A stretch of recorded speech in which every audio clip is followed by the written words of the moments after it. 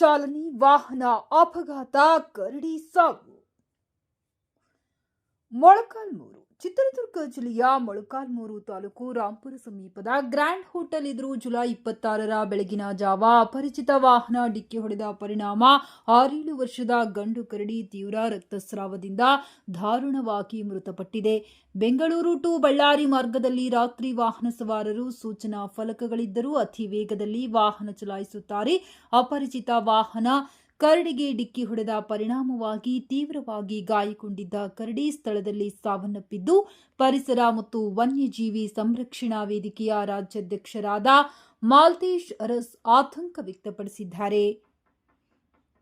ಮೊಳಕಾಲ್ಮೂರು ಗುಡ್ಡ ಪ್ರದೇಶ ಮತ್ತು ಕಾಯ್ದಿಟ್ಟ ಅರಣ್ಯ ಪ್ರದೇಶ ಹೊಂದಿಕೊಂಡಂತೆ ಸುತ್ತಮುತ್ತ ಬೃಹತ್ ಕಲ್ಲು ಬಂಡೆಗಳ ಗುಡ್ಡಗಾಡು ಇರುವುದರಿಂದ ವನ್ಯಜೀವಿಗಳು ಒಂದು ಕಡೆಯಿಂದ ಮತ್ತೊಂದು ಕಡೆ ಓಡಾಡುವುದು ಸಾಮಾನ್ಯವಾಗಿದೆ. ಹೀಗಾಗಿ ಕರಡಿ ಒಂದು ಸ್ಥಳದಿಂದ ಮತ್ತೊಂದು ಸ್ಥಳಕ್ಕೆ ರಾಷ್ಟ್ರೀಯ ಹೆದ್ದಾರಿ ದಾಟುವ ವೇಳೆ ವಾಹನ ಡಿಕ್ಕಿ ಹೊಡೆದಿದೆ.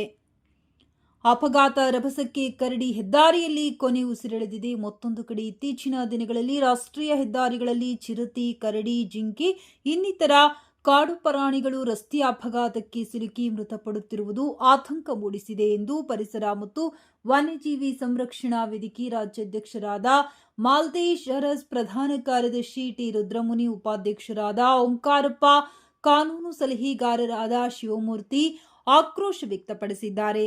ಮಾಲ್ತೇಶ್ ಅರಸ್ 9480472030